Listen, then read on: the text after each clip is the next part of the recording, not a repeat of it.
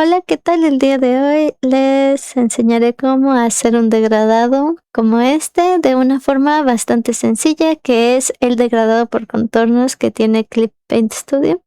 Y bueno, aquí he hecho ya algo previamente, pero inicialmente lo que debemos saber es cómo funciona, ¿no? Les mostraré que básicamente esto es lo que hace el degradado por contornos. Para poder hacer esto, lo primero que debemos saber es que la herramienta que usemos es un pincel.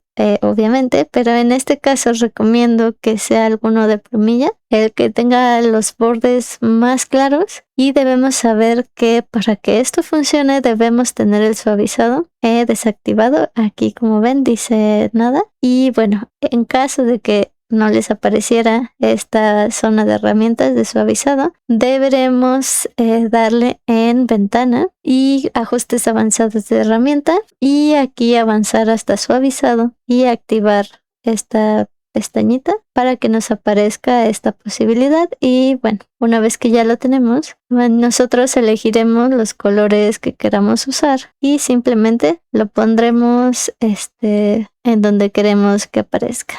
Para llegar a la herramienta de degradado por contornos, iremos aquí debajo del botecito de pintura, que es donde se encuentra por defecto. Normalmente nos abre esta ventana, pero en la parte de arriba podremos encontrar en el otro grupo el degradado por contorno. Normalmente usaremos que es el de pintura normal, y únicamente lo que debemos hacer es arrastrarlo por los colores para que haga el degradado automáticamente. Ahora, en esta parte, si se están preguntando qué es esto, pintura normal es que el degradado queda al centro. En la parte de sombra más clara, si ven, hace un degradado distinto. Aquí tal vez no se nota tanto, pero lo voy a mostrar en esta otra, que si ven, el normal se ve como más lineal. El degradado en sombra más clara lo que hace es que queda como dividido, la parte más oscura en la parte superior y la más clara en la inferior. Y bueno, sombra más profunda pues es similar, pero se supone que al contrario. Aún así pues genera este tipo de degradados, por lo que normalmente usaremos que es pintura normal. Ahora, si ven en estos trazos, podemos notar que hay en esta parte de aquí unas marcas, unas líneas que se notan, ¿no?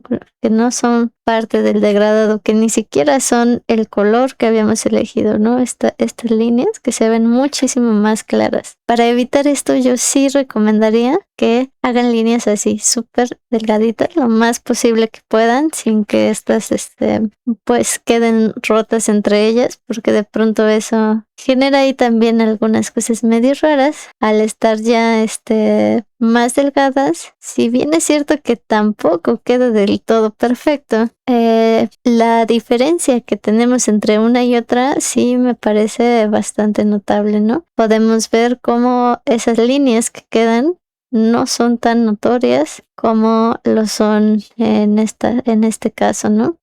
En estas zonas que son muy notorias. Ahora, otra parte que deben saber sobre es que tenemos aquí lo de referencias, que es de dónde va a tomar los colores esta herramienta para hacer esta degradación. Aquí, por ejemplo, en este círculo, está tomando únicamente esta capa, sin importar que haya otra detrás. Aún así, únicamente toma lo que está dentro de la capa que yo le he marcado. Sin embargo, podemos elegir acá en la primera que tome de todas las capas, y esto implica que no solo toma la parte delantera, sino también las capas que están detrás. La verdad no lo recomiendo mucho porque combina los colores muy raro y como verán, de pronto tiene fallos y le cuesta bastante cargarlo, pero pues ahora sí que si ustedes lo llegan a ocupar, esto es posible. También podemos poner que sea a partir de una capa de referencia o una carpeta en específico. Aquí pues ya sería dependiendo qué es lo que ustedes van a usar, que tomen esto. Y bueno, ahora iremos a lo más complicado. Bueno, no es complicado, más bien a esta ilustración, que pues ya no es un degradado en línea. En este caso, lo primero que hice fue la línea de los contornos y posteriormente la dupliqué, pero cambiando, como ven, los colores de la línea a lo que yo necesitaba para los degradados, porque por supuesto no quería el color negro dentro del degradado. Y también puse en el que marqué las zonas en donde yo iba queriendo cada uno de estos colores. Aquí, como pueden ver, tenemos estos círculos o zonas en donde, aquí por ejemplo, el interior de esto, en donde yo quería que esto fuera un color sólido. Lo que hace es rellenar con ese color.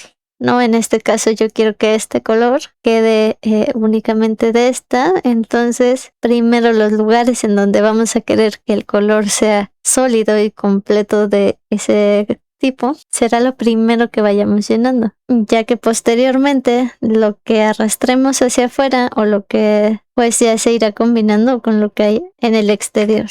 Antes olvidé decirles que estas dos capas, que serían el borde y el interior, en este caso yo los voy a fusionar, combinar en una misma capa para ocupar el que únicamente me referencie una misma capa. Como ya les dije, podría ser desde una carpeta, pero en este caso yo no quiero mantener estos bordes porque tengo el que iría en la parte superior. Así que bueno, ahora les explicaré esta parte de aquí que sería la tolerancia. Y bueno, si pueden notar en mi dibujo, los bordes no son del todo marcados. Hay zonas en las que se saldría el color por completo.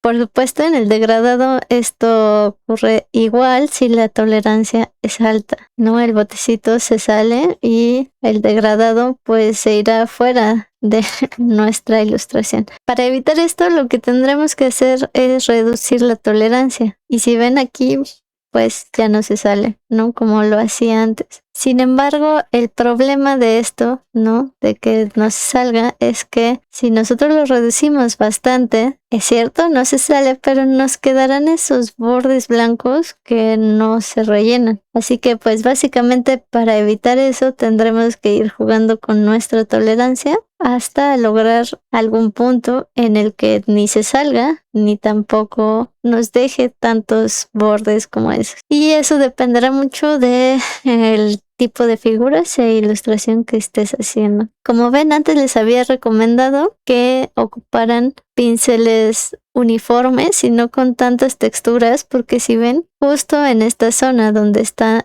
el contorno de ese borde, quedan esos espacios en blanco entre la línea y es más difícil que los rellene. En cambio, en estas zonas donde las líneas son más uniformes, las llenas sin tener tanto ese problema con los bordes. En este caso, yo les recomiendo también jugar constantemente con esta parte de cerrar intervalo, ya que esto, como pueden ver ahí, dice, determina la anchura que se omiten de los espacios entre líneas. Es decir, esta parte de aquí sirve más o menos para lo mismo, ¿no?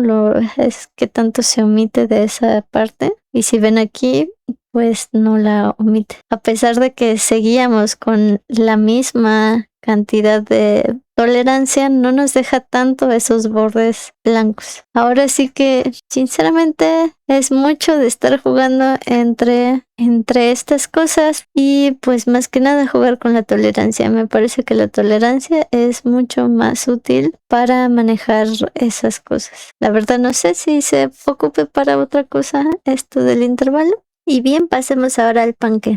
En este caso, lo primero que voy a hacer es rellenar todas estas partes que quiero degradadas, iniciando por lo que quiero con colores sólidos para terminarlo por las partes degradadas, intentando evitar que se salga lo más posible de nuestra línea. Y bien, como ya había dicho, no queda del todo perfecto, así que lo que usaré será la herramienta de mezcla de color para mejorar este degradado.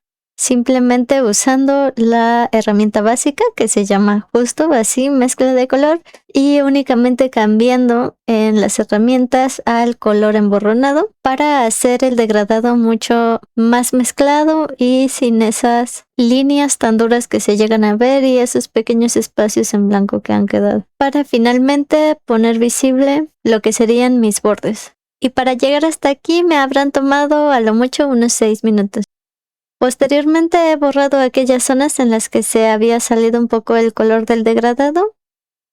Una vez terminado con el pincel de acuarela seca, como está en predeterminado, empecé a dibujar estas zonas en donde quería que tuviera un poco más de textura o que las sombras fueran un poco más profundas para crear esa sensación un poco de 3D y principalmente, como ya dije, la textura que sí se sintiera como que es pan, para lo que usé las herramientas de acuarela para ir marcando las zonas en donde quería que tuviera estas rugosidades. Aquí les muestro únicamente las sombras y texturas. Al final rellené únicamente lo que serían los ojos, poniéndoles un brillo, un poco de profundidad con las mismas texturas. Al final me decidí por si ponerle una pequeña nariz y bueno, así sería como habría terminado esta ilustración. Hacer esta ilustración me tomó más o menos unos 15 minutos. Espero que les haya gustado y esto les sirva. Muchas gracias por estar aquí. Nos vemos pronto.